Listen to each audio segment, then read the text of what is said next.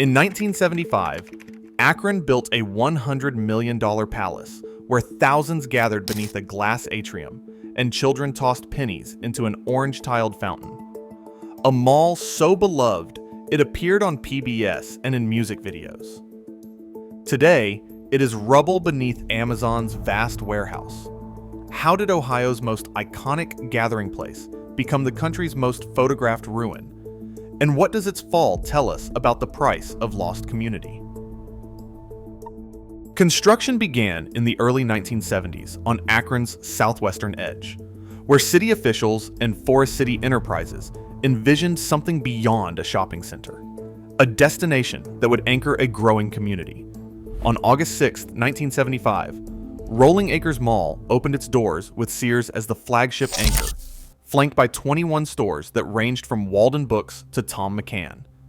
The city invested over $1 million in infrastructure, betting on the promise of a bustling retail hub.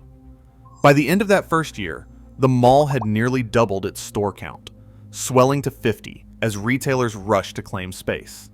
Expansion was relentless.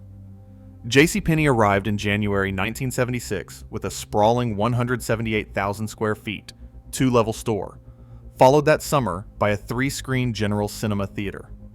Montgomery Ward added another 125,000 square feet in 1977, and O'Neill's joined the lineup in 1978, bringing with it a new lower level and a food court that would become a weekend ritual for families.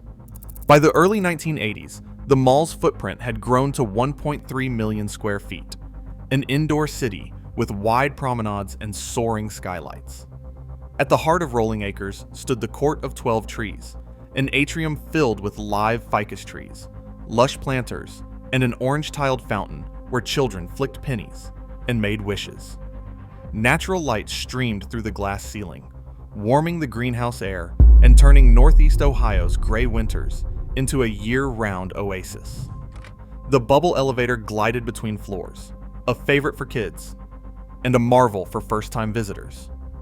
In the food court, renamed Picnic Place in 1981, the smell of boardwalk fries mingled with the chatter of shoppers and the clatter of trays.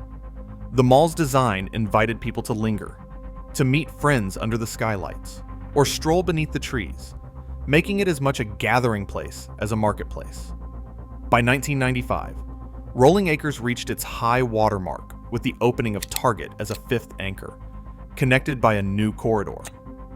More than 140 stores filled the halls, offering everything from back-to-school shoes to the latest records. The mall's ambition was clear in every detail, from the aquarium in the Court of Aquarius to the palm trees and fountains that recalled distant resorts. For 2 decades, this was Akron's palace, built not for luxury, but for the everyday dreams of the city's families. Saturday mornings at Rolling Acres began with the shuffle of sneakers on polished tile. Mall walkers, retirees, nurses just off the night shift, young parents pushing strollers, circled the upper level in quiet camaraderie, their breath fogging in the winter air before the skylights turned the atrium warm. At the Court of 12 Trees, the orange-tiled fountain was never empty of coins. Children lined up to flick pennies and make silent wishes, their voices echoing beneath the glass ceiling, while parents browsed the racks at the Limited or waited in line at Tom McCann for back-to-school shoes. The food court, known as Picnic Place, was a gathering spot for families and friends. The smell of boardwalk fries drifted past tables crowded with trays, ketchup packets, and paper cups. Teenagers lingered over slices of pizza, trading stories about school and jobs at places like Chess King or KB Toys. For many, a first paycheck was spent just steps away, on a record from Camelot Music, or a new pair of jeans at Foxmore Casuals. Alex Harris, a writer who later chronicled America's lost shopping malls, described Rolling Acres as a place where every corner held a memory. He recalled the way sunlight filtered through the greenhouse atrium, catching the dust motes above the bubble elevator, and the thrill of riding it to the second floor just to look down at the fountain and the crowds below. In the winter, the mall offered a climate-controlled refuge from the biting cold, a tropical escape in the heart of Ohio where palm trees and ficus leaves brushed against shoppers' coats. Pop culture moments added to the mall's legend. In 1994, a crew from PBS filmed an episode of Where in the World is Carmen Sandiego in the main concourse, drawing crowds eager for a glimpse of television magic. The buzz lingered long after the cameras left, as kids pointed out the spot where the Gumshoes chase had played out. For Akron, Rolling Acres was more than a place to shop. It was woven into the city's daily rituals and milestones.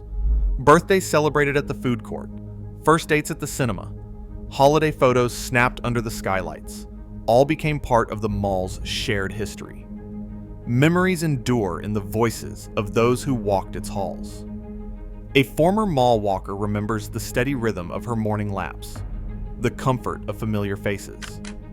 A teenager from the 1980s recalls the pride of his first job at Tom McCann, and the way the fountain seemed to promise good luck. For 2 generations, Rolling Acres was a living scrapbook, a place where everyday life unfolded in the glow of neon and sunlight, sheltered from the world outside. In the late 1990s, Rolling Acres Mall faced new pressures that chipped away at its stability.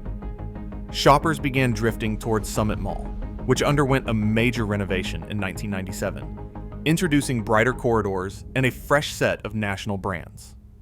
Chapel Hill Mall and a growing number of big box stores, including a nearby Walmart, lured away families who once made Rolling Acres their Saturday tradition. The mall's wide promenades and ficus trees now stood watch over empty storefronts, as occupancy slipped from a healthy 65% at the turn of the millennium to just 30 to 40% by 2006. Ownership changed hands, with little fanfare. In 2002, Witchard Real Estate acquired the entire property for $2.75 million, a fraction of the original construction cost, and far below what was needed to maintain such a massive space. Lisa Marquez, a former property analyst, described the sale as a warning sign. The mall needed more than 80% occupancy to cover basic expenses, but the new owners made few investments, hoping instead for a quick turnaround that never came. Anchor stores, once the engines of foot traffic, began to vanish. Target, which had opened in 1995 as the mall's 5th anchor, closed its doors in 2006 and relocated to a larger site across town. Dillard's, already converted to a clearance center, followed soon after. The loss of these anchors accelerated the exodus of smaller tenants, each departure echoing through the emptying halls. By 2006, the mall's future was in doubt. Bills piled up, and the once glittering court fountains ran dry. The sense of decline was no longer subtle. It was written into every vacant lease and every shuttered gate. By 2016, the fate of Rolling Acres was sealed. Summit County foreclosed on the property, and demolition crews moved in, tearing down the last walls of what had once been Akron's palace. Over 3 years, the familiar skylights, ficus trees, and orange-tiled fountain vanished into rubble and dust. The Court of 12 Trees, once alive with sunlight and laughter, became a memory. Photographers traveled from across the country to capture the ruins, drawn by the eerie beauty of empty corridors and the silence that had replaced decades of Saturday crowds. Rolling Acres became the most photographed dead mall in America, its decay echoing far beyond Ohio. In November 2020, Amazon opened a 695,000 square foot fulfillment center on the site. Where children once tossed pennies and teenagers earned their first paychecks, conveyor belts now carry packages bound for distant cities. The jobs here pay around $18 an hour. Steady work, but a world apart from the community that once gathered under the mall's skylights. The transformation is more than architectural. A place built for gathering and celebration now functions as a node in a global supply chain, its rhythms set by algorithms and delivery deadlines. Alex Harris, whose writing helped preserve the memory of Rolling Acres, sees this as a lesson in what communities lose when efficiency replaces connection. The mall's story lives on in old photographs and in the memories of those who walked its halls, but the space itself has been rewritten. Rolling Acres stands as a reminder of what was possible when a city dreamed together, and what is lost when those dreams are traded for convenience. Today, a 1,000,000-square-foot warehouse stands where families once gathered. As community space gives way to corporate logistics across America, we trade shared connection for efficiency. What we build next will decide whether our cities remain places to live or just places to work. Share your thoughts below.